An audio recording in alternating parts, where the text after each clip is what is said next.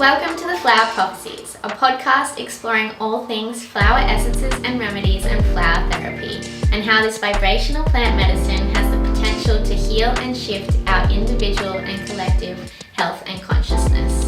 We'll be diving deep into the specifics of individual essences, nature's energetics, emotional healing and growth, as well as hearing client case studies, hosting special guests and professionals, and I'll be sharing my own personal explorations and philosophies channeled straight from the flowers. Through my own unearthing, I have discovered what I believe to be the most profound teaching of the flowers, and I now wish to share with you the practice of alchemizing fear into beauty. Before we get started, I wanted to let you all know that I have brought back my single one-to-one flower therapy sessions. These are now under the arc of my relational resonance offerings, and these sessions are a deep dive into where you are out of resonance within your relationships and your foundational relationship to self.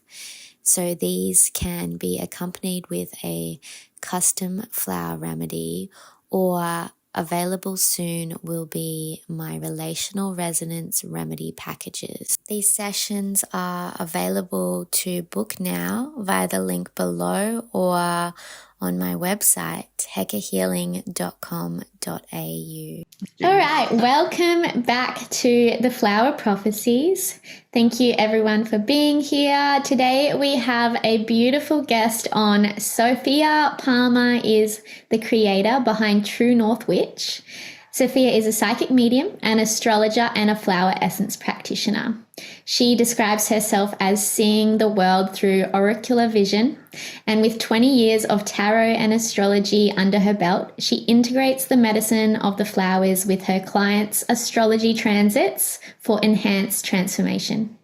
So welcome to the podcast. Thank you so much for having me, Abby. It's an absolute pleasure. Oh, yes, it's so beautiful. We've just had actually such a nice chat already. We have.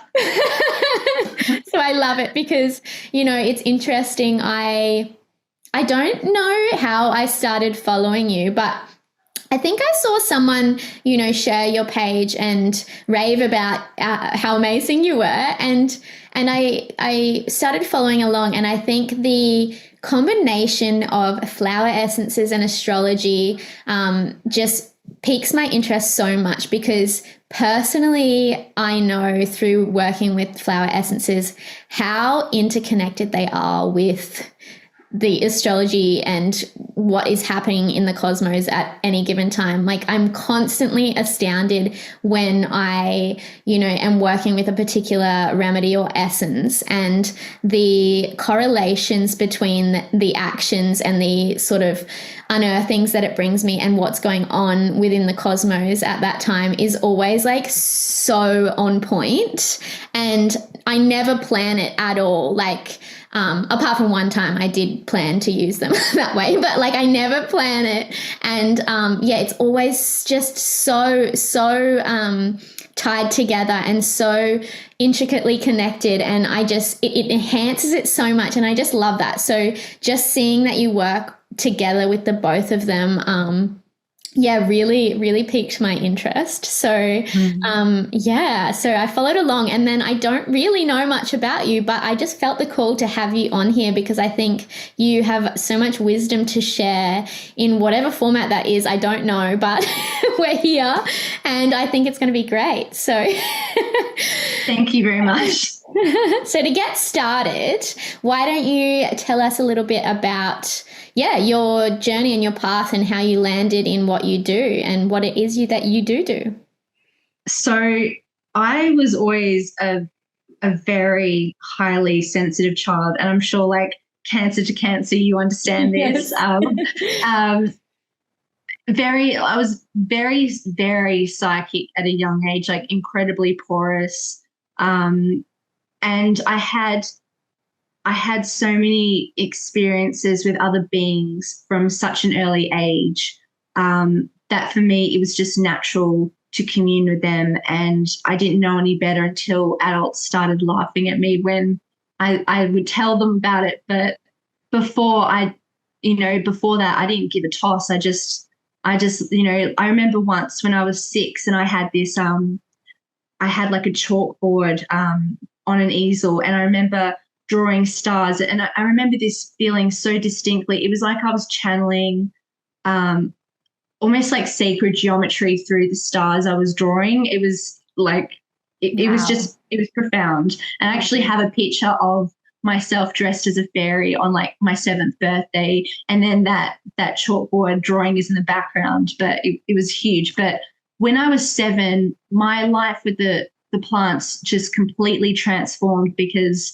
my mum had this beautiful garden. She still does, and it was my safe haven and my happy place beyond anything else, except maybe the beach. But when I was 7, lavender spoke to me for the first time. That was the first plant spirit communication I'd ever had, and lavender showed me how to be in respectful communion with them. Like, I was even shown at that age, like, to give offerings to the plant just as I would take. It was also like, and now you give. So they showed me, to like take like a piece, like a strand of hair, and then wrap it around the stem of the lavender or the bush and just leave it there. So it's like a piece of me. You take a piece of me, I have a piece of you. I love that. It was very profound. And over the years of my life, I would say like lavender was a plant spirit that I worked with significantly. Like I was such a weird kid. I would go over to friends' houses for sleepovers, and then I'd gather like lavender from their garden, and I would like put like compresses on them and play like soft music and give them healings when I was 8. It's like, it's so good though. But it continued that way, and like I'm well known around the place for my love of roses in particular and my strong connection to them. But I grew up in my mum's house surrounded by roses, like the classic iceberg roses. Under my bedroom window, I had this beautiful climbing rose that's called Souvenir del Malmaison, and it's just a stunner of a pink rose. And then I had my nonno's red rose in the garden. He was also a gardener and horticulturalist as well, who specialized in roses, just like my partner. It's like the synchronicities are amazing in that. But but then, I was very psychic. And then when I was 11, I had my first experience communing with the dead. And that really transformed things. And then I think like the age of, like when you're in that tween age between like 8, 9, 10, 11, 12, I think that's a very psychic period for tweens.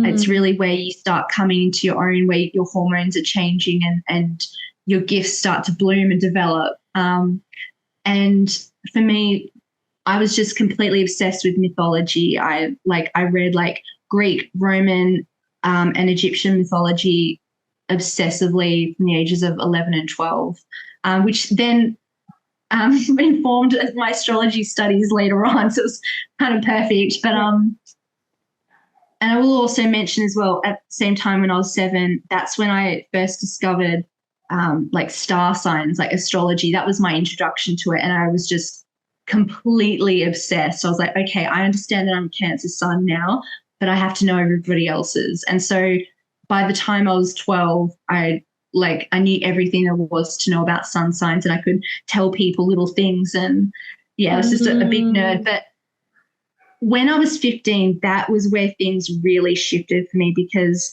I came to tarot and astrology for the first time properly. And then I read this book called Astrology for Women by Jessica Adams, and it blew my mind. I was like, there's a whole chart. I didn't know it was like you just had your star sign. Like it's actually your sun sign. It's like you've got like 9 other planets, and you've got all these other things going on, and just completely transformed me. Same with tarot. Coming to tarot was just life-changing. And then from there, I was giving readings to old ladies I'd never met and like making them cry. That's so good. It was, and we were discussing before the podcast started, but I learned to read tarot intuitively, like just by looking at the cards. And I didn't know the meanings of the cards, but I just at first and then quickly developed into it. But just by what I was reading alone, I think, to be honest, in all my 20 years of reading, I think that was some of my best reading. So I always say to people, if you're reading just intuitively, that's actually some of the best practices you can have. So continue with that. But from there, like, the tarot and astrology just kept building and building. Meanwhile, as far as my connections to plants, that has always been lifelong. That plant spirit communication has always been there. My connection to the flowers has always been there. When I was 15, I was like quite an angry teenager, and I would, get kicked out of the house a lot, and I would go walking around my neighborhood, and I would just immerse myself in the flowers. And they would talk to me and comfort me during that period. So it was just like, my relationship to the flowers is so beautiful, because I feel when I'm alone in the garden, I'm not alone. Yeah. I think, like, you know what I mean? Like, yeah. Like I never actually feel lonely, because I've got friends, I've got allies, I've got people or beings to communicate with. But from there, my tarot and astrology studies were immersive and beautiful. But going back to flower essences, I actually was familiar with flower essences from when I was a kid. Like, my mum had a lot of alternative books around the house, a lot of natural medicines. I've always been obsessed with that from a very young age. And like, I read books about Edward Bach and flower essences made by him. And then I think it was in my early 20s, I discovered Australian bush flower essences. And so I studied with Ian White, and I studied with naturopaths who've offered like workshops and things on flower essences. And then from there, I studied herbalism. And it's been a very, very beautiful unfolding. And at one point, I actually did want to be a herbalist, but I have to say, the flowers themselves, and in this medicine of flower essences, for me, that's where my calling is. Yeah. And I also say, like, homeopathy is right up there as well. I think it's an incredible modality, and it's completely safe and effective, and no other medicine can say that about these medicines. So yeah. But as far as like my journey really kickstarting things forward professionally, was 2019 prepared me for 2020. It was a hell of a spiritual awakening in some senses. But actually, going back before 2019, I was in a long-term relationship, and it ended in 2016. And it was funny, as soon as that relationship ended, my intuitive gifts skyrocketed.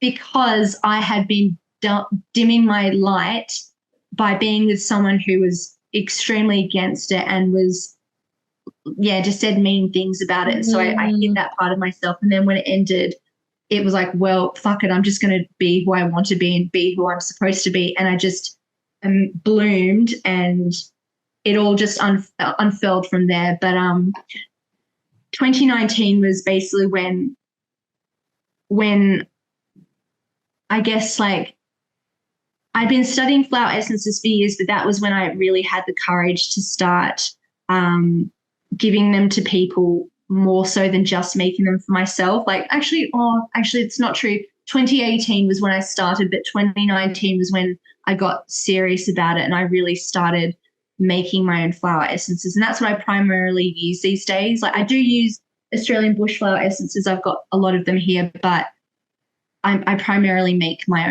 own.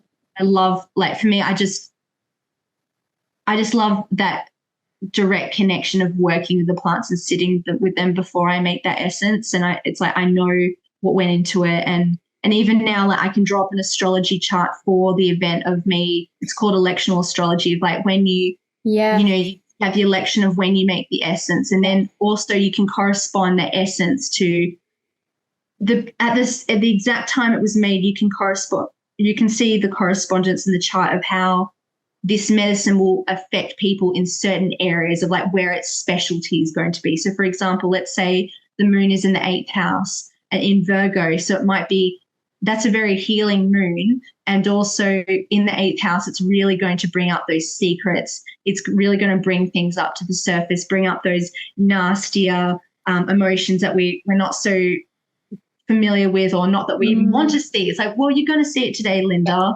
And yes, I love that. I also love that because, you know, even though we know that, you know, certain flowers have specific properties and actions, and though these are always evolving as well, it's also like when that particular essence was made up has all these other individual actions and, you know, characteristics. I don't know why. I've been there. On how it can unfold for the individual as well. Yeah. So I love that. Yeah. And yeah, from 2019 onwards, I'd say like 2018 was when I really started having the courage to say, making people like bath salts and ritual oils and things like that to really align them mentally, physically, emotionally, spiritually. But just working with flower essences, it's like what I love in my practice is, yes, you know, tarot and astrology is wonderful, but at the end of the day, I've just given them advice and then it's up to them to do what they will with that advice. But if I also provide a flower essence, then the information is going to sink in so much deeper, and then they're going to be spurred into action by the essence and whatever triggers come up and whatever state of healing it triggers. So it's, yeah. Yes. So, yeah, 2019 was when I started my business, and so I've been running it for 5 years now, close to 5 years, and it's just been the most incredible journey. I love what I do so much. It genuinely doesn't feel like a job. I mean, don't get me wrong, I work really hard, and my partner's been like, you work too hard, but he doesn't understand what it takes, for a small business. But yeah, I just love the way it truly provides holistic healing to people by using these modalities, and not just, here's the answer, see you, Linda, and you're like, well, what do I do with this information from here? Like, my approach is much more, I call it psychic life coaching counseling. It's much more, it's much more pragmatic of like, okay, well, I understand, there are these blocks here, but this is how you navigate through them, whether that's through tarot, astrology, or flower essences, but there's support there for you, and it's a holistic system. So I just, I feel so grateful to be here, and I wouldn't be here if it weren't for the plants and the spirits that choose to work with me. So it's truly in gratitude to them as well as my own spirit. It's beautiful. I love that. And it really is like, when you look to like the modalities of astrology, flower essences, and tarot, they work so like synergistically together. Like they really are kind of like a perfect sort of combination, because like I mentioned to you, I'm not very well versed at actually reading tarot or anything like that. But even with my bushflower essence cards, I almost do like the similar thing, right? So like I pull the cards, and like they each have their own meanings to them, and each deliver their own messages and insights within what flower I'm being sort of shown. So it's like I know so well how they support each other, all three modalities, how they support each other to like create this like beautiful like both catalyst and then path forward. Absolutely. Yeah, they're very symbiotic, and I love it. I feel, like I said, so lucky to do what I do. And I mean, don't get me wrong, it's been like very like hard earned and cultivated over many years. I'm not someone who, like, no shade, but I did not just study this yesterday and put it out there. It's been like, I've had a materia medica and case studies for years of like, I take notes like of the flower essences I used with someone and what their effects were and how they responded. And and I've also made mistakes as well. Like in 2019, I made a flower essence for friend, and she like, I didn't realize it at the time, but she was on the brink of a psychotic break. And I included violet in her essence, and it was very much like meant to spiritually elevate her, but there wasn't a grounding component in that essence. And it had violet in there, and violet is not traditionally by any sense considered a flower of madness, but from what I've kind of discovered in intense research, like going through mythology, and that's one of the ways I determine how flower essence works, is I do deep research into the folklore, the mythology, and the history of that flower. But yeah, violet can induce madness in some people, and for her, we've discussed this intensely, and it was a perfect storm situation. But also, it's like, you know, I did make a mistake there, and it made things worse, not better. So there's a lot of lessons in proper diagnosis and being there for the person and not yourself, kind of thing. Yes, and that's something we spoke to prior to this as well, and I think is such an important learning when you are working with people, is this sort of notion of truly listening to the person and what is best for them versus latching onto egoically what you think they need. And I think, it's such a crucial piece in working with people. And, you know, it's something that has been gently urged into me as well by like my father, who works in psychotherapy, is that, like, you know, if you're attached to the what you want your client to walk away with or what you want to unfold for them, you know, you're not actually there for their best interest. It's for you're acting out of ego. You know, you're acting out of what you want to have worked or what you want to have cultivated, you know, when it's actually about, you know, really listening to what is best in the scenario. And sometimes that also, it's a tricky one, because sometimes that also looks different to what the client consciously is wanting for themselves as well. Yes. It's funny you say that, because actually, like, my personal method of working with flower essences, and especially with clients, is I'll have a one-on-one session with them, and they'll tell me everything that's going on, and I write it all down. And then I say to them, everything you've said is totally valid and applicable here, but also the way I personally work with flower essences is that we're going to address the underlying cause of all of this stuff. I'm not treating symptoms. I see a lot of practitioners who work, they treat homeopathics or flower essences like allopathic medicine, and it doesn't work like that.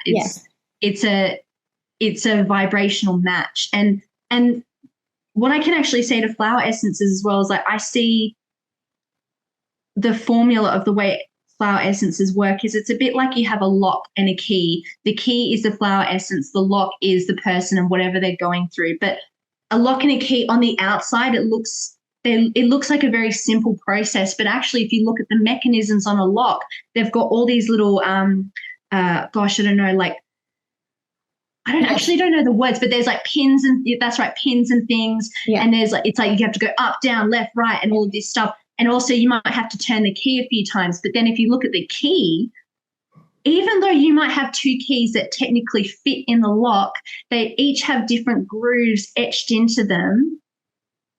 And and then only one of the specific etches and grooves is going to unlock that lock. And also you might need to turn that key 2 or 3 times in order to unlock that door. Absolutely. And so, again, the way I work with flower essence is that I tell clients, okay, I hear everything you're saying, but I'm not thinking in my head as they're talking like, oh, this remedy would be good, this remedy would be good. I do think that, but then ultimately I've just found that by me working with spirit directly and working with that person's spirit, I get told to work with flower essences that on paper at first don't make sense. Actually not on paper, but at first you might think about that and go, Yeah. really? It's like, Yeah. but also like, I know you discussed in your wonderful workshop that you held recently that you work with single remedies at a time with clients. For me, in my practice, I don't. I work with combinations. And I do work with combinations for sure. okay, cool. For sure. Yeah. Yeah. Just I mean, as in when I spoke to single remedies, I mean like a single remedy combination at once. So not like, yes. you know, two different courses. Yes. Yeah. And I 100% agree with you. That can muddle energies, and it like cancels each other out almost depending on the remedies. But with the combinations, they're such profound formulas that I never could have personally come up with myself. They blow my damn mind. It's like it humbles me every single time a flower essence is made during using this method, because when I'm going through and I'm talking to the essences and I'm meditating with them and I'm asking them like why they come through, or even as I'm more familiar with the essences now, I can kind of see what's going on. Yeah. In the formula, I'm like, oh wow, you are way more sophisticated than I ever could have imagined. And so again, it's like you create this very specific key that unlocks the door on that healing crisis or whatever it is they're going through. And then I'll write to my clients, like the first thing I have in my little PDF is like, I know you might expect one thing, but this essence is going to be another. Yeah. And then I write down all the little the properties of the essence and how I believe it's going to help them. And they read it and they're like, holy shit, that's exactly what I'm going through right now. This is exactly what I need. I'm like, well, I just listen to the plants at the end of the day. It's plants and spirit. That's who's guiding me. It's certainly not ego, and it's certainly not my own ideas. Again, like I might hear some things and like, there might be some essences that correlate, but most of the time it's just like, just shut up, listen to spirit, go to your essence shelf and let them decide how they wish to work. And also I will say that the flower essences, for me, I've seen some people say that combination remedies don't work with them, and I hear that, and I think it's because everybody has such a unique energetic signature and frequency, is that it's definitely not a one size fits all kind of thing. But the way I work with flower essences and combinations, that I find that there's one main star of the essence, and he needs to go first. Yeah. And then the others follow, and they are a specific order. And I've even found like I might add 1 or 2 drops less of a particular essence. Interesting. Yeah. And I've even found that happens to me. Like even if I'm doing a single remedy for someone and I might overfill the bottle, I'm like, oh shit, like what I've actually found is that person is a very stubborn individual and they need to experience the essence at a nano level. So it's a bit like a Trojan horse, and it goes through the cells and it just penetrates there. So it's like, all right, you stubborn horse, like we're just gonna go through this way. Yeah. And elevate your frequency from there. So I love that so much. And I definitely work in a similar way of like, when you're like, say you're formulating the remedy or something like that, and something like that happens, or you accidentally put in like all of these drops and it's just like that, knowing, okay, this was actually meant to happen for 100%. This specific person. Who will be, taking this remedy. I do want to, because I feel like when we were just speaking then, people that are listening may get a little bit confused. So I just want to clarify. So I'll just speak for myself, but when I speak to a remedy versus an essence, so an essence is like a single flower essence on its own, and a remedy is like the formulation of either one or more different essences that has been created for a specific client.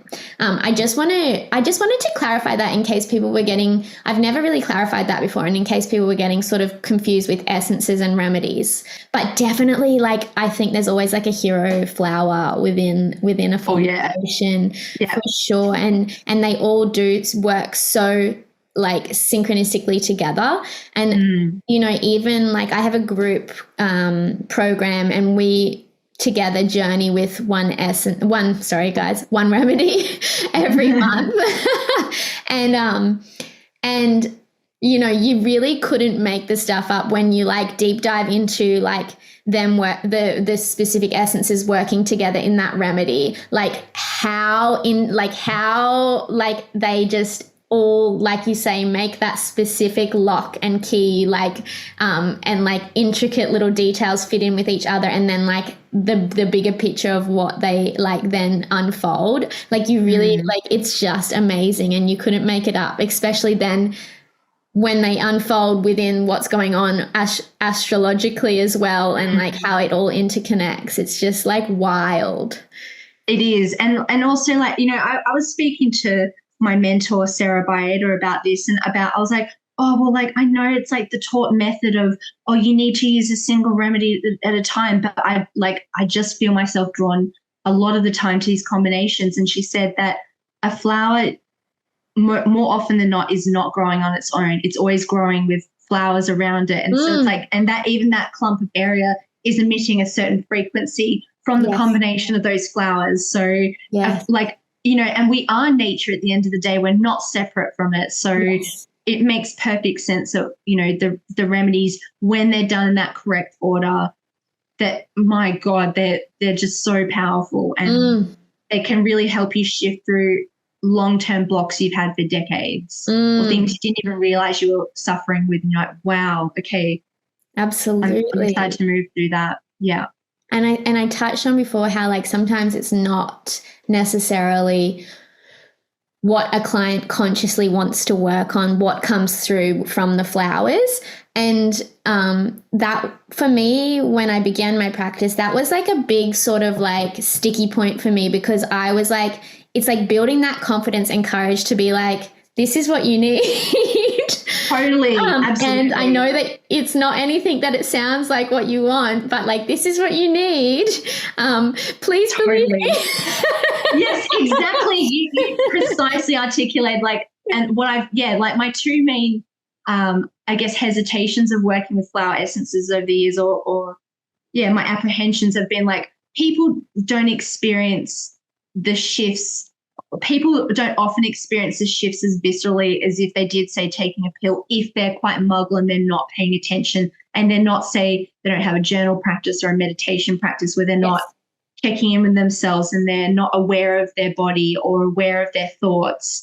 But for someone who is, and again, as we've discussed before the call started, you're still going to experience a frequency shift, whether you consciously work with it or not. But if you consciously work with it, the medicine unfolds tenfold. It's a bit like, you know, just taking an essence without even introducing yourself versus taking an essence, putting it to your heart, saying hello to the flowers, thanking them for supporting you in your journey, and even consciously building a relationship with them as you take them. The results are night and day.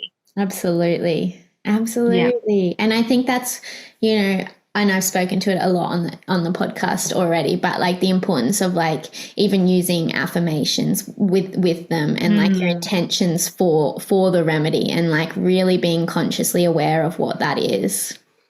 Yeah, definitely. Because we just it just offers us so much, and we don't, if we're not like using it consciously, like we're missing out on so much opportunity. And like we're all meant to be learning at what pace we're learning, but if you like hear this and you like can make that choice to do it in a more conscious manner, like it's going to provide you with so much more transformation and so much more growth and healing. Yeah, absolutely. Yeah, I'm constantly humbled by these plants. And I know. Yeah. Like I just, like, sometimes I'll go to my essence shelf and I'll, you know, give them some incense just to clear them of any energies working with previous peoples. And I just say thank you for even choosing to work with me, let alone choosing to work with my clients, like, and choosing to work with humanity.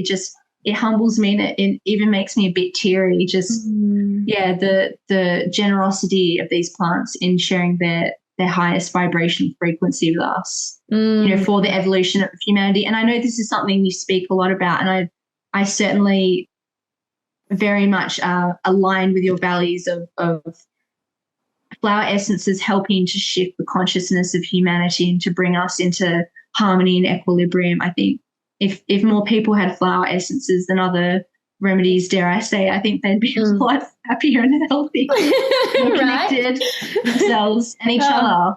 Yeah, you couldn't preach it anymore to me. I know. Yeah, I know. Wish you could airdrop it to people. Yes. Well, like, what did they used to do with that? Like, Agent Orange is like literally just go over and drop it on people. Yeah, exactly. Would be much more beneficial if yes, spray them with emergency essence. Just everyone get some emergency up your. I love also, it. I have to say, I understand Bach. I like it, but the emergency essence over rescue remedy it's just more potent. I was in it's called Newton's Pharmacy in Sydney. It's a homeopathic pharmacy and it's like heaven on earth. I just like swirl around in there like a kid. I love it. But I was in there and there was this older woman and she was speaking to one of the pharmacists about I think she didn't know she was talking about rescue remedy, but I recognized it. And she was saying, oh, I've been using it and it's just not working. And I just overheard her and I was like, excuse me, like, sorry to interrupt, but maybe try emergency rather than rescue remedy. And she was like, oh, thank you so much. But emergency essence, it's like, what can't you use that for? Like if you've been in a car accident, like if you're having surgery, if you're about to deal with some shady bitch and you need to protect your energy, or if you're anxious and let's say me, I'm like about to start a podcast, I might have a little bit before I start, like things like that. But absolutely, it's like definitely the number one remedy in my opinion to have in your bag. Oh, for sure. I make my own little combination that I call SOS that's similar but slightly different, and I love it so much. But I think it's like this notion of like using flowers from the land that you're on that makes it so much more powerful. And although these are not like they're from the company like Australian Bushflower Essences, and then they're not from like our backyard per se, they're still from the land that we're from here in Australia. But I also think to that, something that just sort of popped into my mind is like, I've spoken also about lately about this sort of notion of like how we've limited flower essences and their capacity for healing. And I think I was just having another conversation with someone this morning about Bach essences, and I think there's such a story tied to Bach essences of like, Bach himself, being this pioneering founder of flower essences, but so many people are so structured and so closed in how they see those flowers actually working and actually like the capacity they have. And so I think there's like an energetic limitation that has been put on them almost because of how people believe that they work. I could not agree with you more. I'm just whooping and cheering here. I'm trying to like not be loud, but oh my God. Be as loud as you want. I'm the loudest person ever. But like, I think you spoke to it perfectly. There is this energetic limiting on, like, I've got like Star of Bethlehem and it's unopened. I don't actually use any of the Bach essences. One of the first remedies I ever made, essences I ever made was a cherry plum flower essence. It was one that was growing in my garden when I lived in Victoria, and I cultivated a relationship with it over the years. And I remember feeling very viscerally that there is this energetic, it almost feels like a cage around it. Yeah, that's how I see it. It's like a box. Exactly. Like, yeah, exactly. I agree with you 100%, but it's like there's this cage around it, but I just made a very conscientious decision to work with it beyond. And I found now that cherry plum works for me, and particularly because I cultivate a relationship with her outside of Bach. Like I have, what have I got on my shelf? The Secrets to Bach flower essences. I have it. I flick through it occasionally, but for me, what you're speaking to about flower essence practitioners, particularly the Bach tradition, we could say, of the self-limiting, let's say, the self-limiting capacities of what the flowers can actually do for you. I truly believe that, yes, you should certainly learn the rules of flower essence making. They're there for a reason and they are important. But once you know them inside out, then you can start to bend or break the rules. And particularly by building a communication with the plants themselves, that's where you really cultivate this beautiful relationship, and where they'll do anything for you. Like I have, like for me, I'll speak to a couple of things. Like I know that the Celtics, back in the many years ago, they used to they had families where one family was in charge of yarrow, one family was in charge of mugwort, one family was in charge of St. John's wort, things like that. And it's like, so you would go for a specific remedy to that family because they were the ones who held the lineage. Wow. Of that flower. So it's like, and again, that comes down to, at the end of the day, because that family or those people built a very specific relationship with that plant. Like I've heard of herbalists, very old ones, who I can't recall his name right now, but there's a specific herbalist who used to only work with St. John's wort, and he would treat everyone with just St. John's wort. And that plant would do so many things because of his connection with the plants. Yes, and it's almost like that, like I have literally cards of the Australian bush flowers on my wall just because they're beautiful. But it's like there's so many there, and it's like we can only like form a limited relationship with each of them when there's so many, not to mention all of the ones we're creating ourselves in our gardens and around the place and all of that. It's like, and then it's like when you then come back to like how you can set intentions and they deliver to you, you can create like I could literally do that and just use one flower for the rest of my, career, and like ask it to provide my clients and myself and, all of the people with the specific medicine for them. And it would do that. Like it totally would, and happily, like, especially if you build that respectful, reciprocal relationship. And like, again, like, when I mentioned lavender, it's like when I was 7 wrapping my hair around it, like you don't have to, that's just one method of giving back to the plants. Like another way for me is I clean up rubbish everywhere I go. And like, even like, I'm not afraid to literally get my hands dirty and get it, like pick up tiny little bits of plastic or foil or whatever it is. Like, and it's just my offering to the land of, I care about country so much that each little bit of rubbish is a disruption to you, and it shouldn't be here. It's breaking natural law. And I care about you, so I want to clean this up so that you can all breathe easier. And I feel it in the land. And also when you clean up the environment around you, you're also cleaning up what's within you. Yeah. Because again, we are nature. Yeah. And everything is reflected. I couldn't agree more. It's so funny. I literally just had deja vu of you saying all of that. Like, wow. That. Yeah, I love it. And also when you notice when you start to cultivate that reciprocal relationship, the nature offers you so much more. Like it returns with more for you, and then you can. But it offers you so much more when you actually give to it, not just take.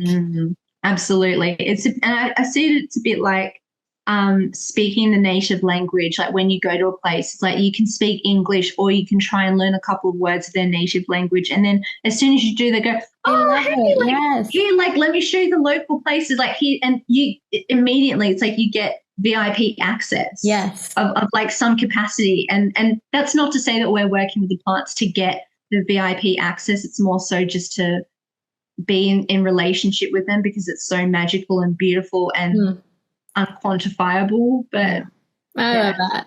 It's so funny. I always say how like us Aussies are so ignorant when it comes to language, and how like we just expect everyone to learn our language. Oh my gosh.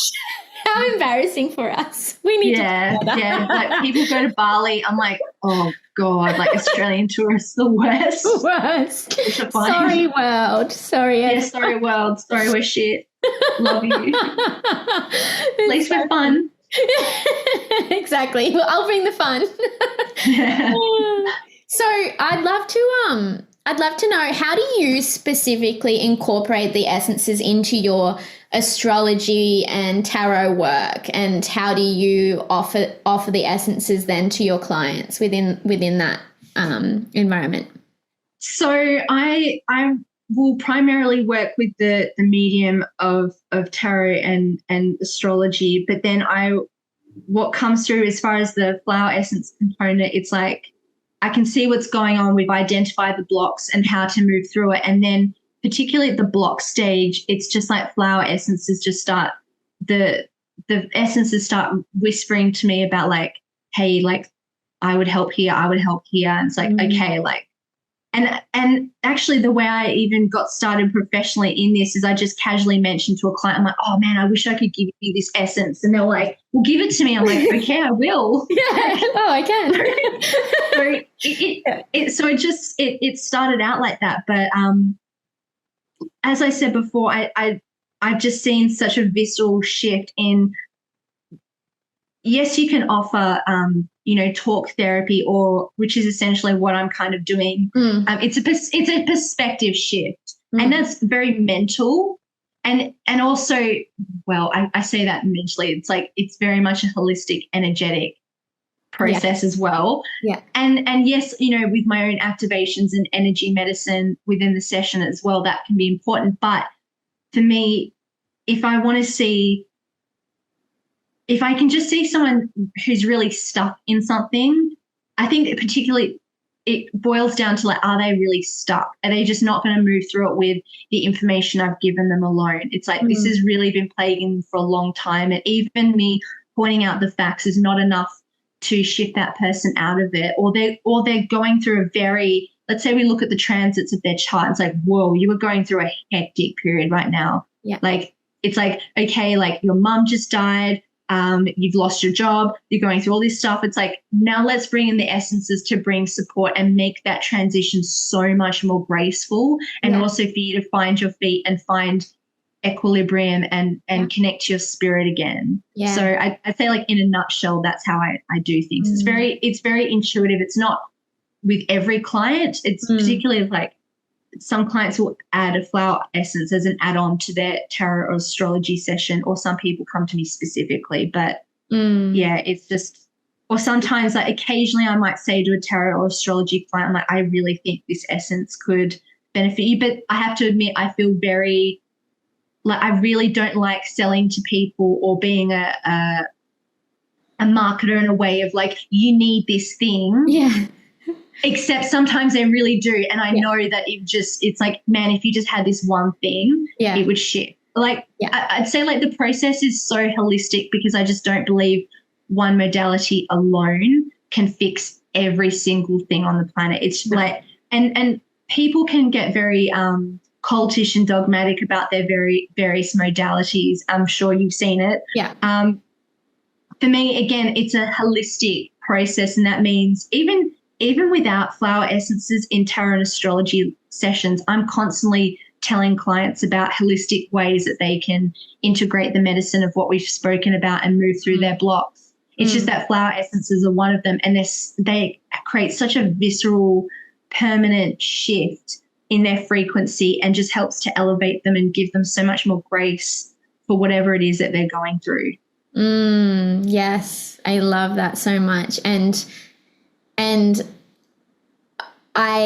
something that I also like offer people in terms of advice when working with flower essences, and like I preach flower essences as like they're like, they can help with any area of your life, but they also help you by leading you to the modalities that are going to actually work for you, rather than going out there and being like, I'm going to try talk therapy, and then I'm going to try acupuncture, and then I'm going to try this, and just checking, like, most of the time people do it like once or twice and then they go, that didn't work for me. Where it's like, I feel like flower essences, especially combined with like astrology, will lead you to the modalities, to the practices that are actually going to have a really profound effect on you. And that's like my own experience with it is like, I have used other modalities prior, but starting with flower essences really intentionally like years ago, in the time that I've worked with them, I've maybe worked with like 3 other modalities, but they've been life-changing. Like, so like they've had such a profound impact, but I didn't have to go trying all these different things. I was led to them through the flowers. Absolutely. And that's because it's like the blinkers get taken off of you, and it's like you have the ability to be coherent and you can see and feel what's going on. And then from there, you're easily able to identify the modality that's going to be supportive to you. And it's just a graceful process rather than a frantic trying to grasp and search or ping pong ball around the table, so to speak, of finding a modality or healing technique that works for you. Yeah.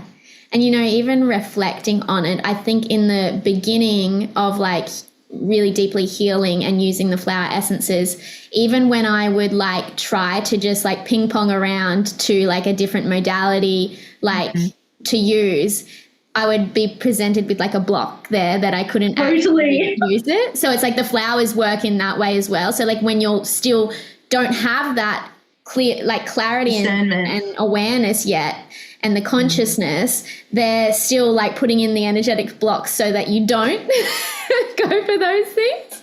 This is not for you, no man.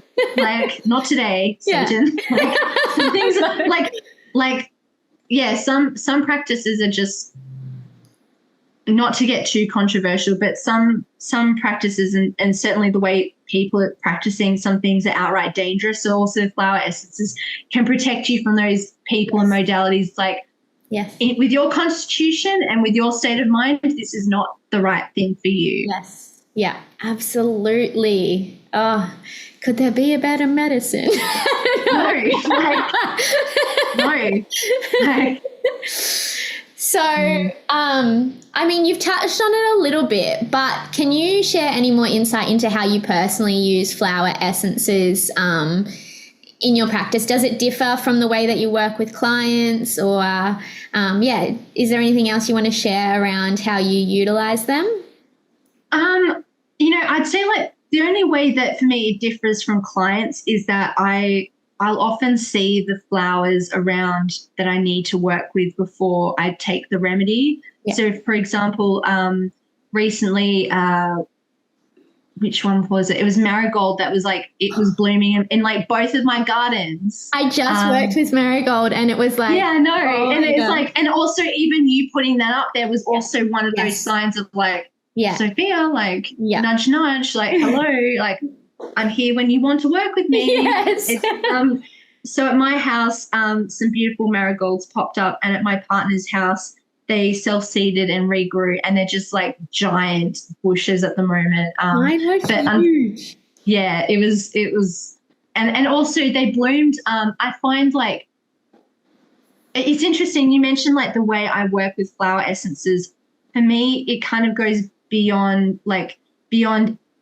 No, well, it is essences because it's with the frequency. But for me, like I said, since I was 15, I used to walk around neighborhoods a lot. I would observe my environment and start to notice how nature was reflecting what was going on within me, and also presenting the remedies that I needed at that time. Like I always find, like, for example, some of my favorite trees in the neighborhood, when they start shedding their bark, I'm also going through a metaphorical shedding of my bark. I'm shifting my identity. I'm questioning, my path and whether this is right for me, and if I need to make adjustments, and also feeling into the newness of what's emerging underneath that bark. Or when the trees have flowering tops, it's like, all right, Sophia, it's time to bloom. It's time for you to put some things out there, time for you to rise. Or say like when agapanthus comes out, I'm like starts to flower. I'm like, okay, like I know this is more concerning the collective energy, and I need to start paying attention to what's going on in the collective as well as myself and the impact I'm having. Because every single action we take, whether we realize it or not, it impacts the collective. Every thought, every emotion, and definitely every action. So for me, I will go for walks and I will observe what plants come up for me. Even like, let's say, for example, like, let's say someone's wearing a shirt that's covered in frangipanis, and then I see on the back of someone's car, someone's got like some cheesy frangipani sticker, which I love. I find that iconic. Or like, you know, I'll see these synchronicities where a flower will present itself to me in the most unlikely places, or like a child will give me a flower, like a frangipani flower. I'm like, okay, like I get it, spirit, I need to work with you. But I'd say primarily for me, it's by observing nature. That's how I know I need to work with a remedy. But then as far as the actual process of making them, I just go to my flower essence shelf, and I, in the same process of my clients, ask, what is it that I need right now? And then they will tell me. I'm like, okay, thank you very much for your support. So yeah, again, I see myself ultimately as a conductor of the plants, or an alchemist of the plants. If you look at the magician card in tarot, it's like the magician has all 4 elements, like the ace of cups, the ace of wands, you know, etc., all on the table there, and he is alchemizing and commanding their energy to create something potent and a specific medicine. And that's how I see my role as a flower essence practitioner. In fact, actually everything I do really is alchemy and weaving these modalities together to create a specific medicine and remedy for that person to get through whatever it is they're going through in that moment. Yeah, absolutely.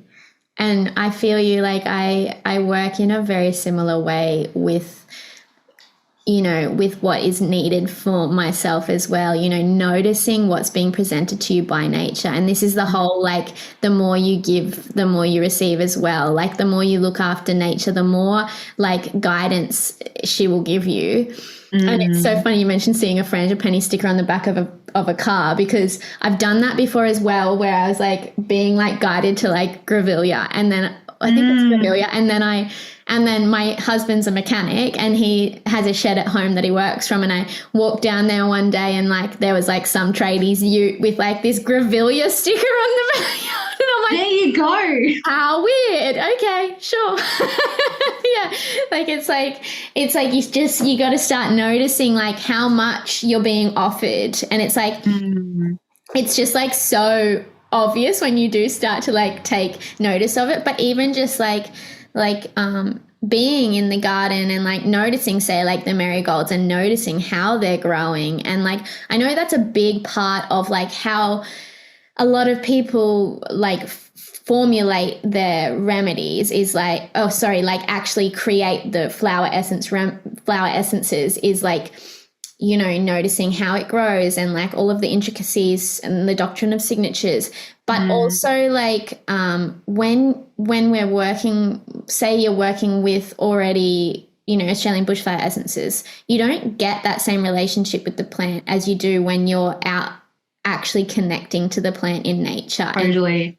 And I think like when you begin the practice of working with flower essences, and if you do study with certain people, like you can become a little bit narrow-sighted as well in terms of like not using what you have where you are, and like not creating your own flower essences because, you know, they're not these ones from like the person you have learnt with or whatever it is. And it's like, but you're missing out on a whole relationship with the plant. And like, you know, I could look at my yard right now and be like, all of the flowers in my yard are just like common weeds, but they have unique medicine that is meant for me or someone around me, or, you know, someone I'm going to meet or whoever it is. And like, they're just as powerful. And I think this is another story that's kind of been like implemented within this like box of flower essences, is that like,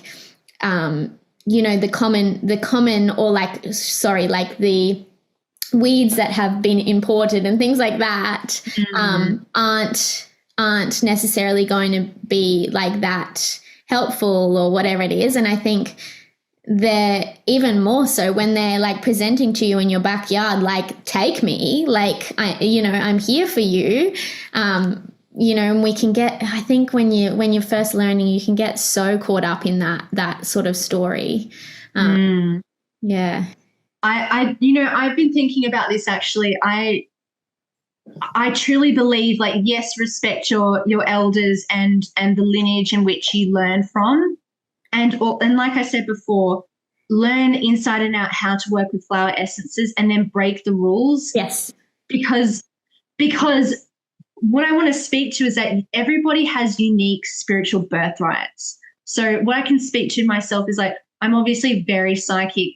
It's from a young age. It's like spirit decided you are an oracle, you are a diviner, you work with all these beings and plants and stars to give people the information, the healing that they need. But each person is able to access, let's say, like, levels of relationship with, let's say, rocks or trees or shells or the wind or the elements themselves, or even like the way you can work with essences. I believe also to an extent comes down to your spiritual birthright. So for example, I know Ian says like, don't combine the spiritual essences. And for the most part, I do agree. But I know of one person who does mix them, and she is a master alchemist. And the frequencies of both, like, she has that capacity to use both and for it to work for her with her clients. But for me, like, I don't find that they work the same way.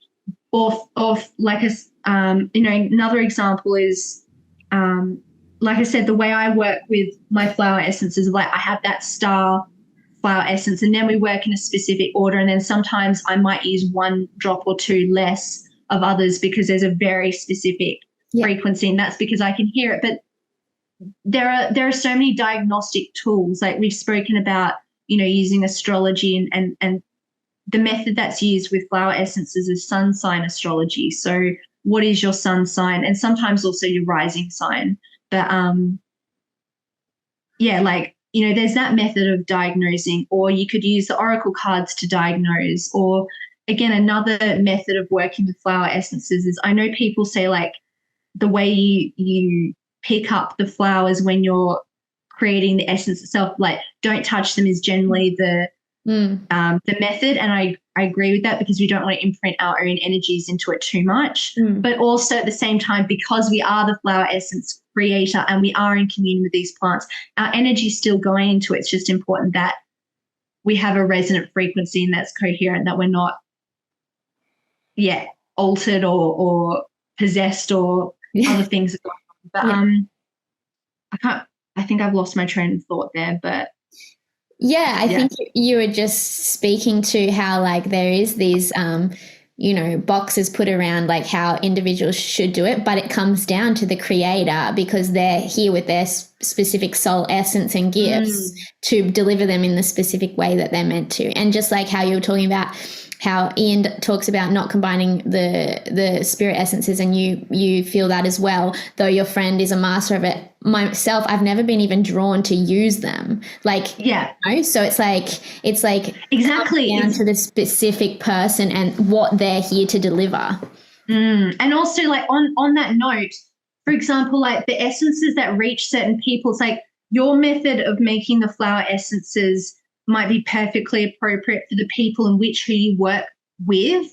So it's like you have your specific frequency, others resonate with that frequency, they resonate with the medicine you provide, that's awesome. But for others, it's like, oh no, that doesn't work with me, that certain combination remedy doesn't vibe with me. I need, like, I know one person who takes the flower essences like from the essence. They're not making a stock, they're not making a remedy, they just puts them down. And that's fine. But I would also say is that, like, what I spoke to before about that nano kind of dose and the Trojan horse, it's like, actually that person probably needs to work in a nano dose, because they're kind of, it's like they're skipping over the true healing of it's like you're allowing the essence to truly work with you and not you assuming that you know what's up. Yeah. It's like, no, the flowers know what's up. You don't know shit. Yeah, exactly. Yeah, exactly. The flowers. I'm constantly humbled by the flowers. I know that, and I'm always saying this, but they're just so much more intelligent than us. And it's like to even try to, like, I guess, contain what they have to offer is like, well, they're just gonna like find the way past that anyway. So, but exactly. But yeah, I agree that it's like everyone's specific medicine, and something else we were talking to before we came on was this notion of like resistance, or not even resistance, but you know, when you get like, say, a muggle take them and they go, oh, I didn't feel anything, see anything happen, and it's like that kind of like feeling of like needing to prove that something happened, or like try to get them to work in a specific way. And it's like coming back to like, well, no, the people that are going to find your specific medicine are going to be drawn to the resonance of it. They're going to be drawn to the vibration of it. So you don't need to be forcing people. You don't need, because ultimately that might then end up in like it not coming to fruition in the way that it's supposed to. If you're forcing anything, it's gonna like be you know, unfolding in a way that's not perfectly right, not exactly how it's meant to unfold, right?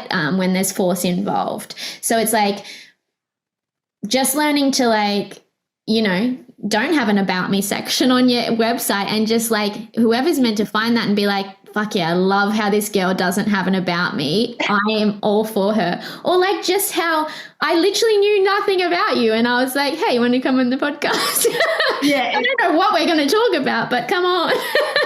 Exactly. And honestly, like the thing I love more than anything is when a client says to me like, hey, I just saw your page and I don't know anything about you, but I just had a vibe. It's like awesome. That like that tells me, one, you're listening to your spirit and you're somewhat connected to it. That makes my life so much easier. But also if you're not, I'm happy to bring you back into coherence. But if you're feeling that, then awesome. That means that I'm going to be a natural fit. Actually, I will say like yesterday I had two clients, and one of them was a client who I actually had a clash with, and this never happens to me. Like I've got I think the vast majority of the clients I work with, the vast majority, we have really good relationships. This one person was, let's say, resistant to the messages that I had to deliver and wasn't ready to take responsibility and step up. That person didn't get a lot out of the session, even though I laid out in plain English the action steps, and she was like, yeah, but what do I do? And I'm like, like, it's like, you know what, like you're not hearing what I have to say, that's fine. But then the next person, you know, was very open to the things I had to say, and she was bawling her eyes out about things she didn't even realize she was going through, and you know, very much like open to the advice and hearing that. So it really does come down to a resonant frequency of whether you like literally whether you vibe with someone or not. I know like vibe is overused, but I also love the word because vibration is everything. Like it's our frequency. We're not even that we are in density, but we're also not like yeah. Don't worry, I feel it. No, but it's so true. It's so true. I actually, going off that topic, I was speaking to someone this morning as well about the languaging around vibration and about low vibes and high vibes. And like, I often think about how it is perceived, my language when I talk about that is perceived by others. I'm never going to change it, but because there's been these stories now attached to, even by people who are, you know, quite influential in like, say, like the energetic and spiritual realm, but still for some reason perpetuate these stories of like, we don't like talking about low vibration and high vibration. And it's like, because people are talking about them like they're not fully understanding what that means. Lower vibration is like it's vibrating at a lower frequency, and higher vibration is it's vibrating at a higher frequency, slower and faster, lower and higher, you know. And it's like no one, you know, when you understand this and you start talking about them, it's vibration is literally the frequency that you're vibrating at, and like that all of the emotions are vibrating at, and every emotion has a different frequency. And yes, like the more challenging emotions and the more, you know, hard to process emotions are of a lower frequency because they're a slower vibration. Whereas like the joyful, you know, pleasure-filled emotions are vibrating at a a faster frequency. So, you know, they are naturally easier to process and easier to embrace and process, right? And I feel like there's this story being created about the languaging now as well of vibes. And sorry, I went off on a tangent there. No, you didn't. No, I completely agree with you. And listen, I've got like, let me just roll up my sleeve here. Like I've got like such a I grew up in the new age. I know so much about it, and yet I just want to throw hands with it. It's just like it's an industry and I don't know, like subculture rife with misinformation and outright dangerous practices, but also people who are perpetuating the positive vibes only. Which like those same people who do not face the so-called like negative emotions, those slower moving vibrational emotions or thoughts, it's like you're not facing your shadow and you're going to end up very sick. Yes. Those people are often incredibly egoic, and they're actually ultimately at the end of the day afraid to sit with the feelings and thoughts that come up that are negative because they're worried about perpetuating it and being engulfed by it. But actually it's like all that emotion is asking you to do, or that thought is asking you to be present with it and then move through it. It's not that hard. Yes. But it also is hard, but it can be extremely difficult, but it's like actually easier than if you don't move through it. And also it's easier to use flower essences. Yes. I remember 2 years ago I went through a very messy breakup, and I had every right to be absolutely livid. And it's funny I say livid because that corresponds to the liver. But I found it really difficult to move through my anger, and even taking Snapdragon, which is like I just love that remedy. And just as a flower and a remedy, I love it so much. But even that wasn't cutting it for me. And so I made myself a custom remedy that had Snapdragon, but it also had, from memory, it had cherry plum, I think, passion flower and jasmine, something else in there. But it just really helped me to process the emotions and thoughts in a healthy way of like, yes, you're angry. You have a right to be angry. Also, that negative emotion of anger is actually telling us that our boundaries have been violated and we have a reason to be angry. It's not like, oh, that's negative. Like, let's just push that away. Yes. Like, it doesn't work. And you're going to end up like growing a tumor. Sorry, but exactly. You can't keep it in the body. And if you do, it just perpetuates through sickness and also perpetuates to your descendants. Yeah. It's just not it. So I really believe like that flower essences have such an important role in shifting us in humanity by shifting long-term, maybe even things we've been carrying from past lives or from our ancestors that don't even belong to us. And so we can shift that energetically so that both not just that we evolve and we come into coherence, but also our ancestors, descendants, and everybody around us. Absolutely. So it's such powerful work when you have the courage to sit with those so-called negative emotions and ask, why are you here? Why are you coming up in the first place? What is the reason for it? And it's like, if you meet that anger or you meet that hatred or jealousy, whatever negative emotion is going on within you, there's a story behind it, and then can melt it into compassion and understanding and then move through it. Yeah, absolutely. And I've definitely used them to heal so many past life things. Like so many, and it's actually so fun. Yeah, it is. It's a graceful process. It's easy. It's like, Yeah, exactly. And like even they've opened me up to being able to access my past lives and see that stuff that needs healing. And like the flowers like open you up to these things.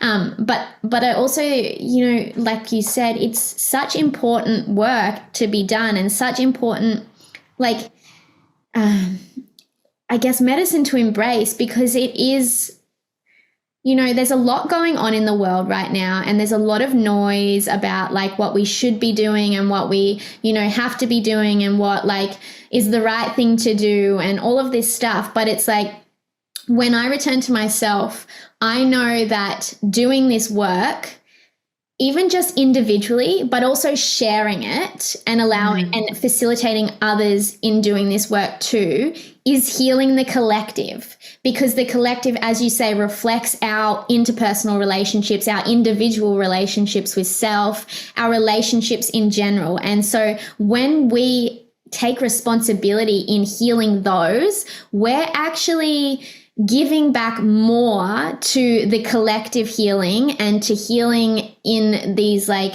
really sad, hard, challenging, aspects of what's going on in the world right now. When we can face our own issues and deal with that, we're doing much more than, say, like, I don't want to get controversial here, but say sharing a Facebook post or something. No, you know what? Let's get controversial. My sleeves are still rolled up. Like, let's go.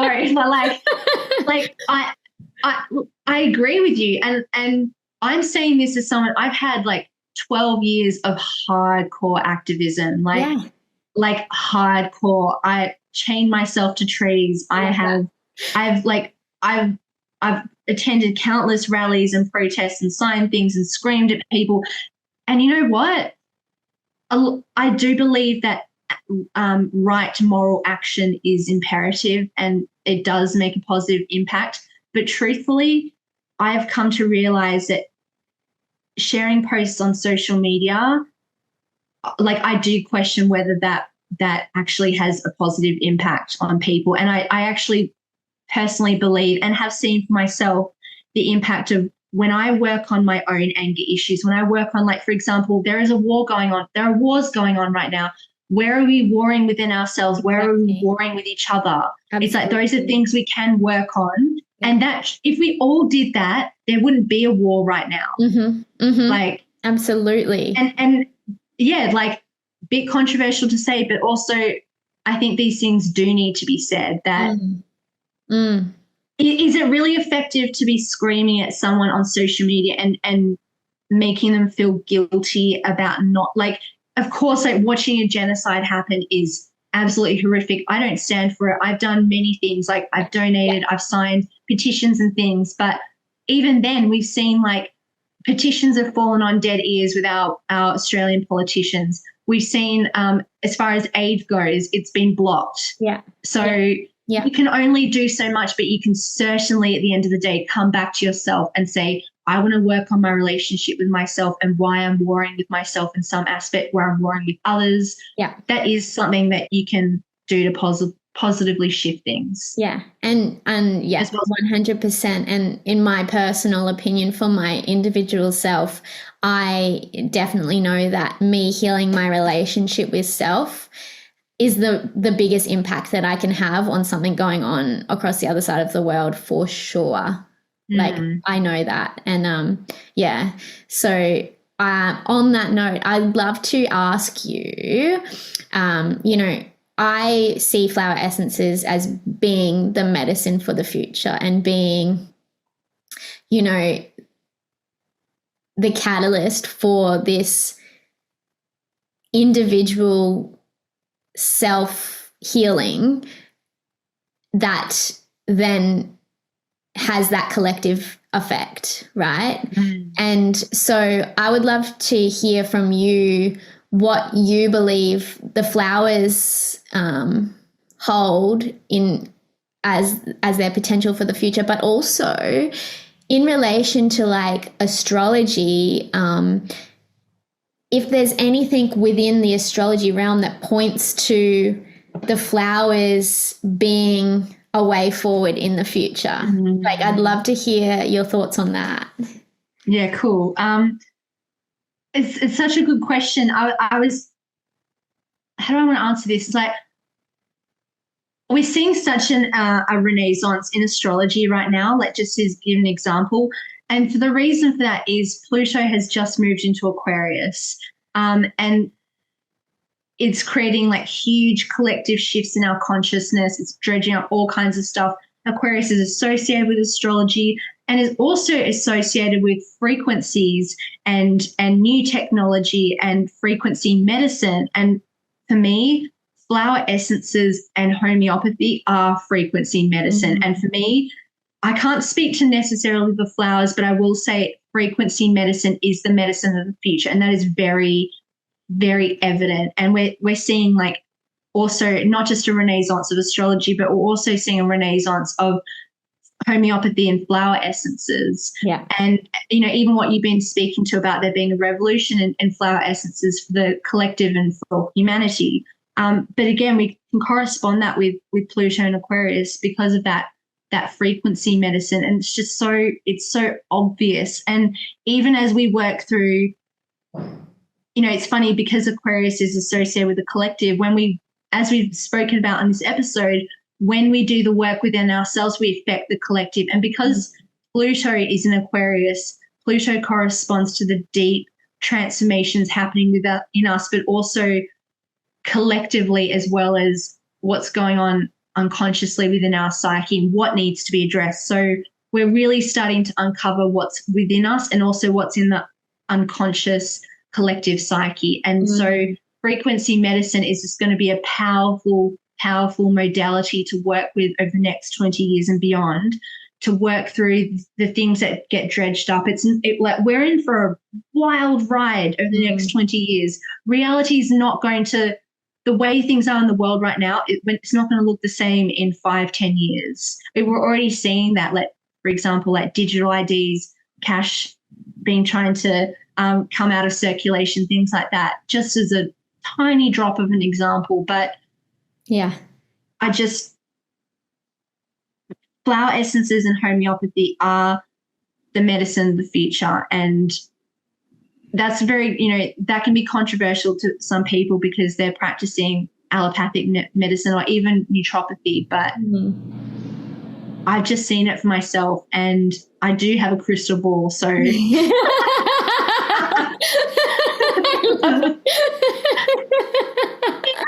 I love it. That's so good.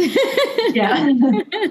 That's so great. And I you know, I feel you're so right just about the frequency medicine in general. And for anyone that's listening and hasn't really delved into homeopathy either, there's an amazing homeopath online.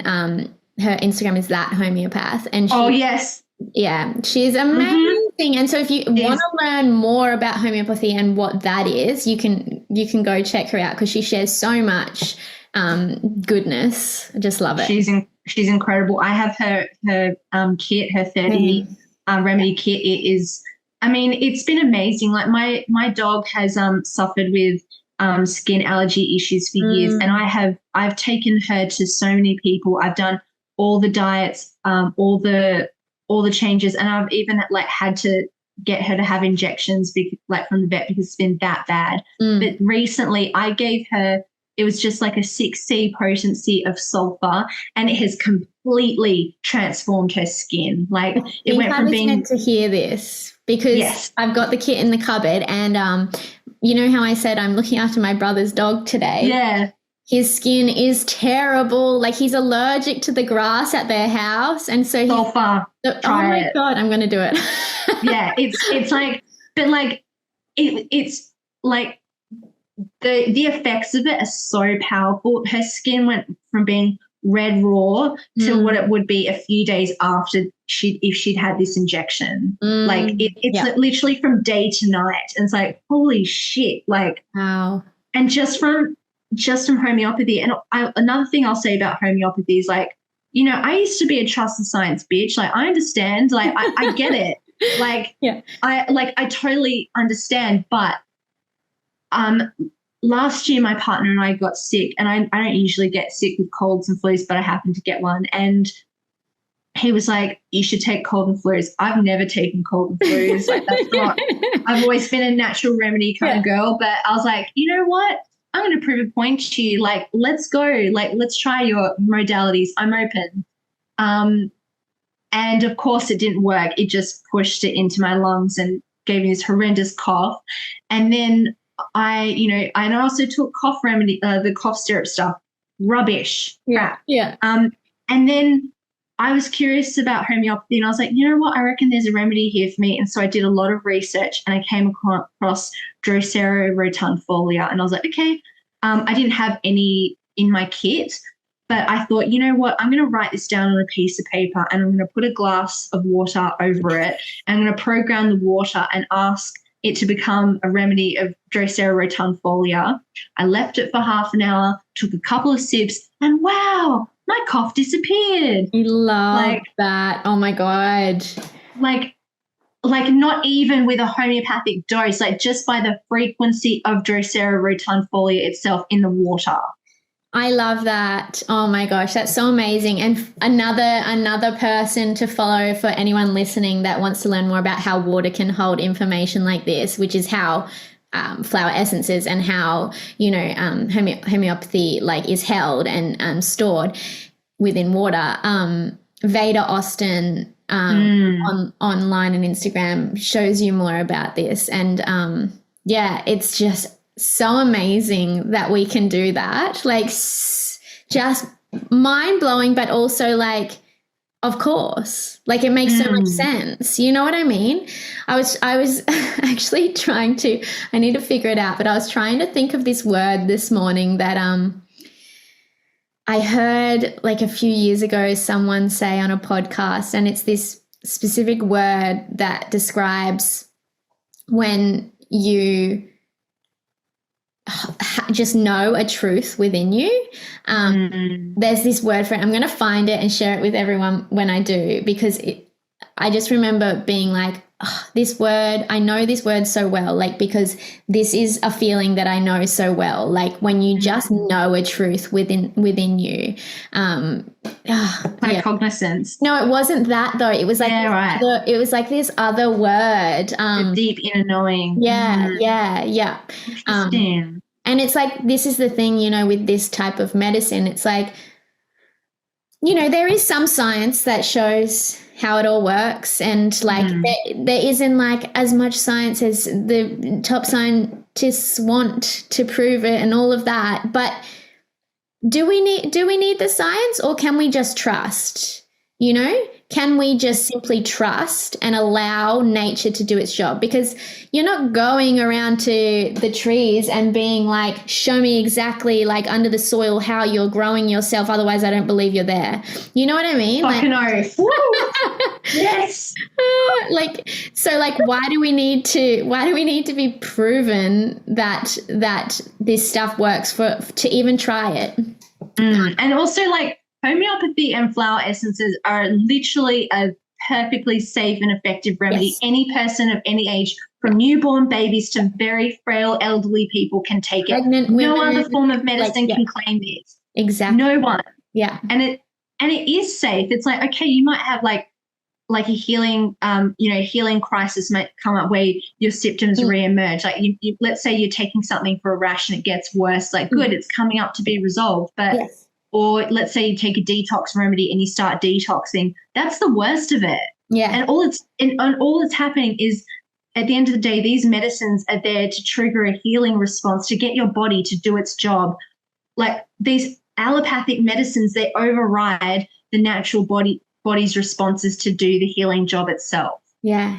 And I'm not saying that allopathic medicine doesn't have its place. It definitely does, but it's clearly a system that is it's based on, a lot of it is based on lies and theories that are not based in fact. Yeah.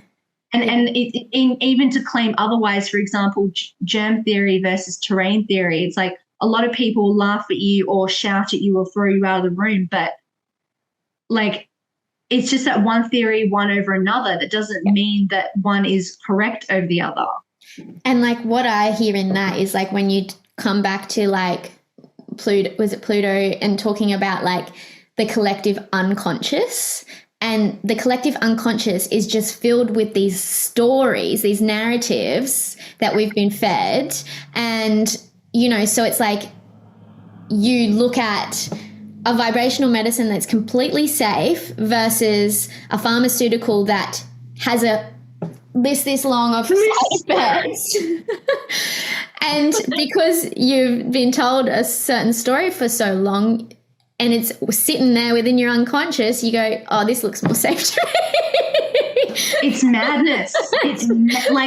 I see people around me who like take a fall, or they've got like acid reflux, or they've got a flu, or they've got an earache, and they're like, oh, I'm just going to take this, and I've got this homeopathic kit. And they're also saying to me, no, thanks, I don't believe in that shit. I'm like, okay, like I'll just sit here with the solution that's perfectly safe and effective for you, but okay, like that. Totally. And ultimately, something I really want to say is that ultimately, at the end of the day, you can hand someone a remedy or you can offer someone advice, but at the end of the day, that person needs to decide for themselves to take action or to take the remedy.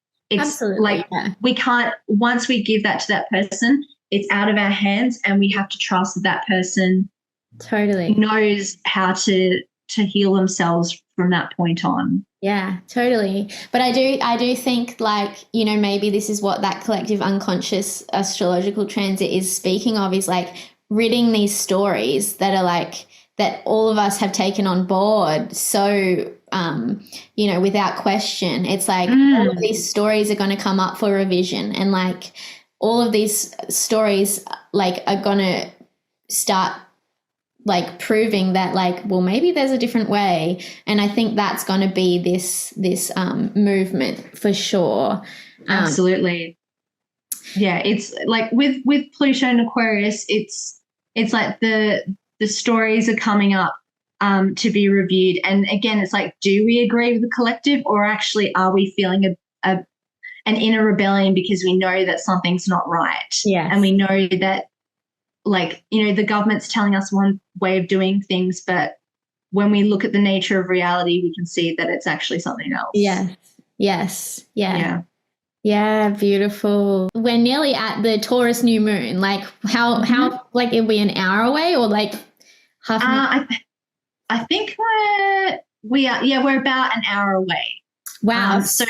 So right now we're in the dark moon phase, and it's a very, it's actually my favorite moon phase, because it's a time where we can really shed things that aren't working for us, and it's like we prepare the soil to plant a new beautiful seed. And speaking of planting seeds, with this Taurus new moon, like, people classically, it's like people love to manifest around new moons, and that's fine. And I agree with it. Manifesting on new moons rather than full moons, because a full moon is a culmination of energy and it's a bit more explosive, whereas a new moon is literally the time where you can think about planting a seed, and then as the moon is waxing, the plant is shooting up out of the soil and blooming. But what I want to say about this moon specifically is that a Taurus moon is wonderful for manifesting physical things like money and things we need in our reality. But also the last couple of years, we've had a lot of transits during this time that haven't actually been so supportive for manifesting. However, today is luckily one of those very, very, very auspicious times where we really can say, okay, I would like to manifest something. But what I want to say very clearly is, because the moon is making a sextile to Saturn, it means that we really need to be very grounded and practical in, yes, we're setting our intentions and that's part of the manifesting process, but we're also taking the time to really take action and take action consistently. It's not just like, oh, I'm going to sit there and think about a car and then it's going to come to me. It doesn't work like that. Like, and we've seen bitches do that. Like, and like, we've also been that bitch at some point. Like, I know I have, but it's so important to take right moral action on where you're being guided to go. And the last couple of, like, let's say since March, we've had, you know, we've had so much astrologically going on with the transits as far as getting us to recognize, oh, some things don't resonate anymore. Maybe some relationships, because the Libra is in the South Node at the moment. South Node is in Libra. Things are coming up. We're like, oh, actually, maybe there's an imbalance in my relationships, for example. Or let's say it's like, oh, I'm overgiving in business, or actually I really want to completely change the way I do business, because we've had recently a Jupiter-Uranus conjunction, which is such a beautiful transit. It only comes around once every 14 years, and it speaks to technological advancements, but also where we just need to radically shift something where we've been quite, because it's in the sign of Taurus, it's where we get bogged down, where we're quite slow and stubborn, and we don't like to move from that place. But it's like, you know what, you're going to move today, Linda, and you're going to move. I don't know who Linda is, but sorry. I love that you use Linda rather than Karen. Linda, if you're listening. I had a client recently and her name is Linda, and I was like, oh my God, my first Linda client. I've got to make sure not to use it. I checked through my list and I was like, there's a Linda, where's a Linda? But anyway, back to what I was saying about the moon is that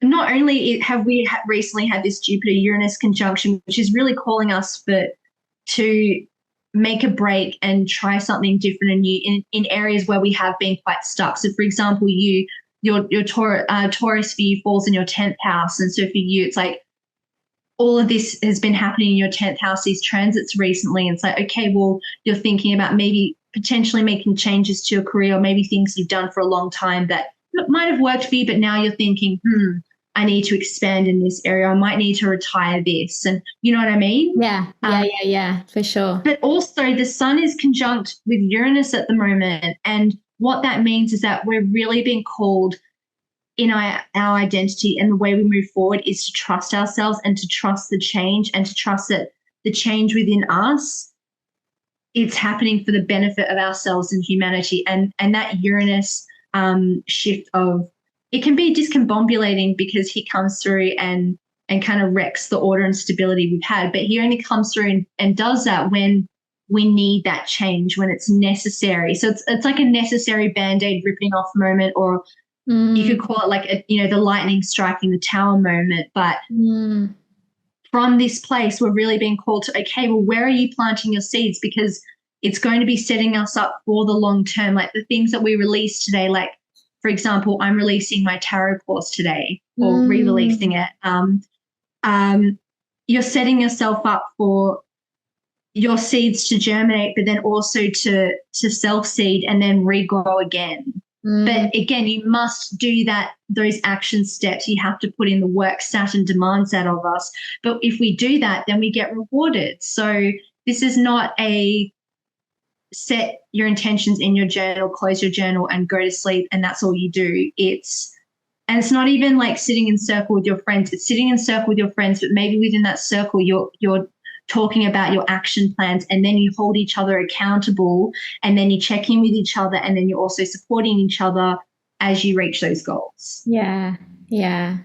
Oh, I love that all so much. It's so practical as well. Like I feel like it's, and that's the energy of Taurus.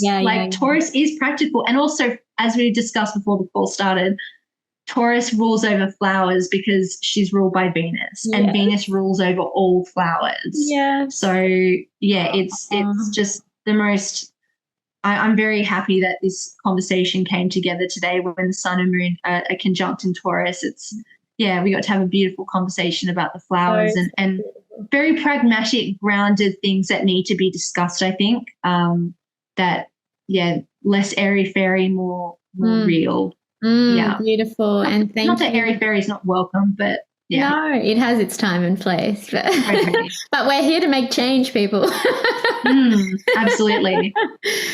Beautiful. I have loved this conversation too, and it's just been so beautiful to talk to you and hear all of your wisdom and thoughts, and so resonant with me, a lot of what you have to share, and I just appreciate you sharing it with us all and doing the work that you do. So thank you. Do you want to share about your new course that you're launching?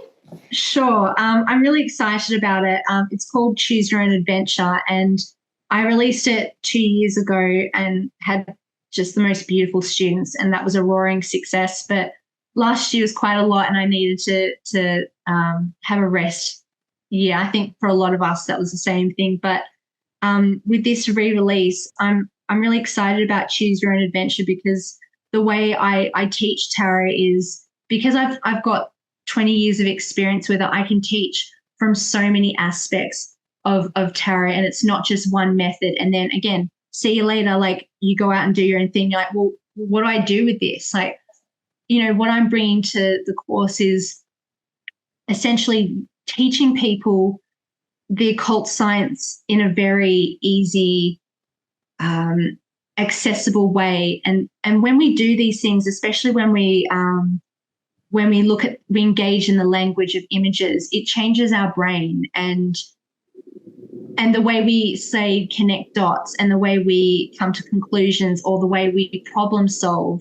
It's like we rewire our brain and we become a lot more adept and even proficient at moving through blocks and even identifying from a wider perspective the nature of reality and seeing that nothing happens to us in a way that is, it's not there to punish us. It's ultimately there to create balance in our lives.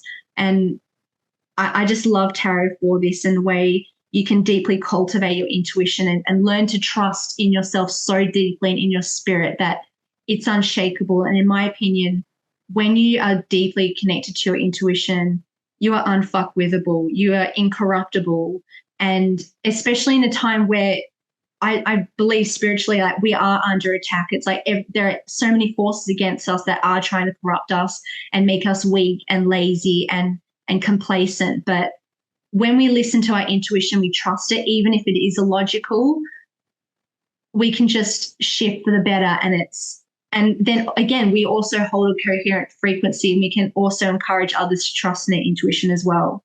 So this course is going to go into, I'm going to be teaching some astrology as well because tarot and astrology overlap. There's going to be numerology overlapping. And then I'm also going to be giving like a cheat sheet of my 20 years of experience of certain cards and their correlations of like, this card means this in this context. So it's like, you don't have to do all that guesswork. I've done it for you. And just makes the process a lot easier. And it leads to a lot more confidence, I think, in reading the cards. Like when I started, I learned from an absolute magic woman of a tarot reader, and she's also batshit crazy. I'm the best always. Truly, madness myself. But she was just so amazing at her correlations of the cards, and over my 20 years, I've come up with correlations to the cards that I haven't seen anywhere else, and I want to pass that on, as well as teaching people ethical tarot of reading for others and yourself in ways where you are. I think when you read for others, it's difficult to read for yourself, and I want to teach people the difference between the two and how to read. And then also I'm basically writing another bloody ebook. I've like all my tarot tips over the 20 years, and then I'm also including another ebook, which is the interpretations that I have of both the 78 cards and their reversals. So It's quite comprehensive, but I call it, it's not a course, it's a journey, because we go on a journey, and then that's also going to be supported by flower essences. And again, like when you work with flower essences in this way, it just helps to anchor things in and drop things in. You're able to trust your intuition. You can activate your psychic gifts, and you can learn to trust yourself and trust the information that's coming in, and then transmit that knowledge to someone else and that wisdom, that oracular vision and insight that you receive. So I just want to teach people to read ethically and to do things with integrity, so that ultimately they can be their own tarot reader, because everything I do from the very moment I started, I truly believe that you're meant to come to a healer or a practitioner for a time, but ultimately you're meant to go on that journey, like continue that journey yourself. And what I want to do is hand people the keys to be able to go on this journey themselves and empower themselves at any moment in time where they're going through a crisis and they can pull cards and figure out the solution to their situation and navigate that with ease rather than running to someone in a panic. Not that that's wrong, and that's what I'm here for if you're not able to do that yourself. But like, I want to teach you to do that for yourself so that you're proficient in trusting your own knowledge and you feel confident, empowered by that. And then you can go and help others if you wish. And then the healing is so much deeper as well, because you have access to that 24/7, you know, and it is accessible in any moment, right? And then exactly. Yeah, and it's definitely my passion to share that with the flowers as well, like how people can like learn to use them for themselves and incorporate them into their daily lives, like in a really accessible way. I think it's so important that we don't solely rely on others for our healing. Definitely. It's like with clients, I'm especially with tarot questions, I'm constantly asking clients to let's say reframe a question, because they'll be like, tell me what it is I should do, or what's the best solution? And it's like, well, not the best solution, that's not a great example, but like, you know, is this thing going to happen for me? It's like you're asking, like, look at where you're asking that question from. You're asking that question out of fear. Yes. That's not the way to approach this. It's like you can ask, what is the best way for me to navigate through this situation, or what will be the outcome if I take this path versus that path? Tarot is great for that. Let's say you want to decide between moving between different countries, or whether to choose to work with this business partner or that business partner. But I'm always directing clients with disempowering questions like, hey, did you just see what you did there? I'm just going to hand the power back to you so that you're you're able to take control of your life at any moment rather than run to me, because I am here for support and hand holding if you need it and for guidance, but I want to empower you to do that for yourself. Absolutely. Oh, that sounds so fun. It is. We have a lot of fun. Yeah. So where can people find the course? So I will have it linked on my website, which is truenorthwitch.com. You can also find me on True North Witch on Instagram.